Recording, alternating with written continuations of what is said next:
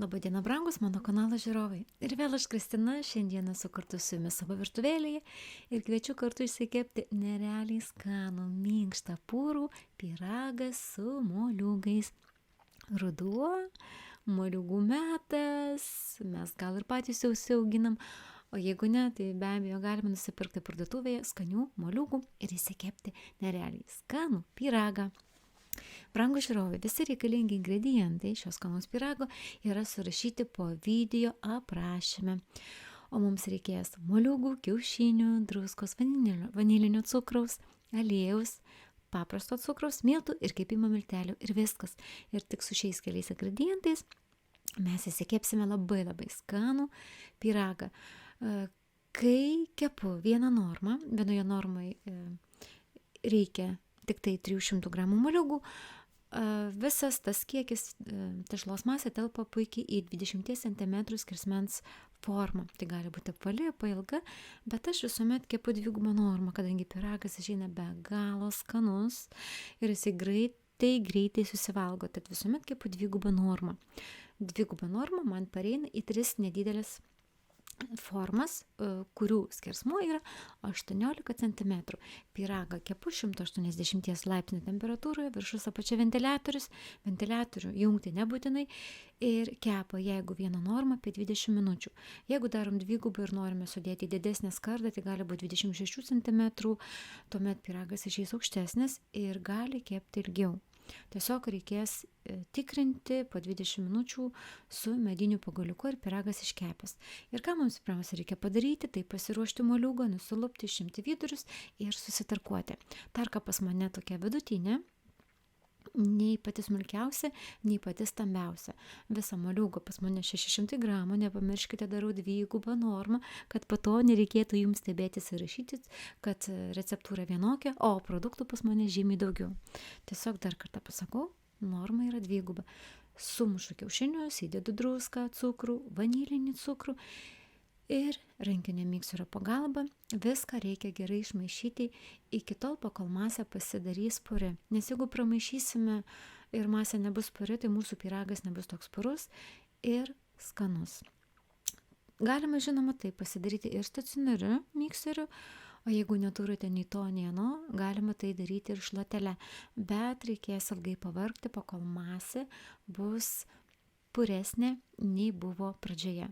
Kai masė pasidaro puri, aš supilu visą aliejų ir vėl viską gerai išmaišau rankinio mikserio pagalba. Po to jau galima jį atidėti į šoną ir maišyti šaukšto arba mentelės pagalba. Nors, jeigu skubame, galime tai padaryti rankinio mikserio pagalba, viską išmaišyti, bet masė tuomet kažkiek praranda purumo. Moliūgai labai skanus, man jie patinka, aš galiu valgyti juos ir žalius, bet pyragas, mano brangūs žiūrovai, patikėkite, išeina nerealiai skanus. Pas mane šeimoje tokius pyragus labai mėgsta, jie išeina paprasti, bet tokie purūs, šlapi ir labai skanus. Viską reikia gerai išmaišyti ir kai moliūgai įsimaišo iki vientisos masės, reikia per 3 ar 4 kartus įmaišyti išsijotus miltus. Aš pačioje pradžioje, kai sijoju miltus, visuomet įdedu kepimo miltelius.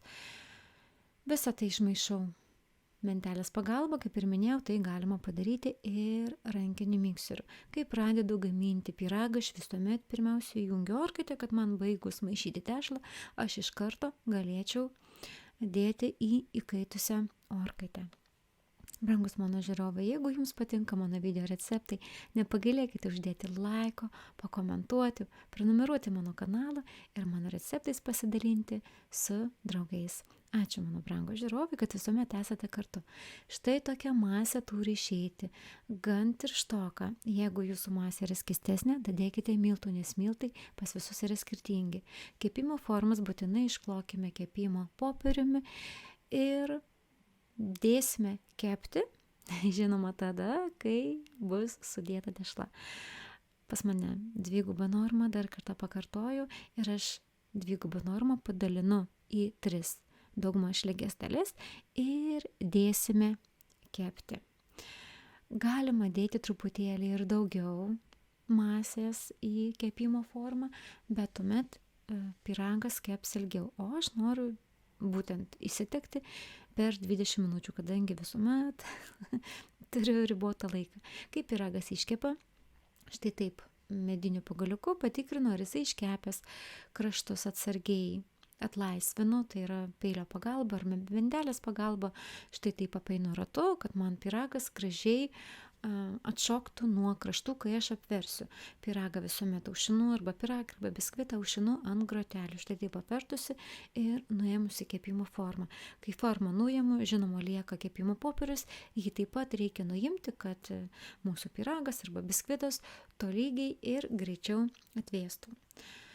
Ir keletą minučių pyragas atvės ir tuomet mums teliks apibarstyti viršų cukraus pudrą, pjauti ir ragauti. Brangūs žiūrovai, rašykite, ar mėgstate moliūgus ir jeigu bandėte kartu su manimi įsikepti šį skanų pyragą, rašykite, ar jums jisai patiko. Nes mano šeimoje tai vienas iš mėgstamiausių pyragų, kurį pasigaminti yra tikrai labai labai paprasta. 1, 2, 3 ir mes turime nuostabų pyragą. Ypač jeigu gali užsukti nelaukti svečiai, šis receptas tikrai mums pagelbės. Ir dabar aš pjaunu per pusę pyragą ir pasižiūrėkite, koks jisai minkštas, jau pjaunant, jisai minkštas, jisai purus. Toksai, pasižiūrėkite, jisai yra labai skanus ir patikėkite, kaip jisai skaniai kvepia.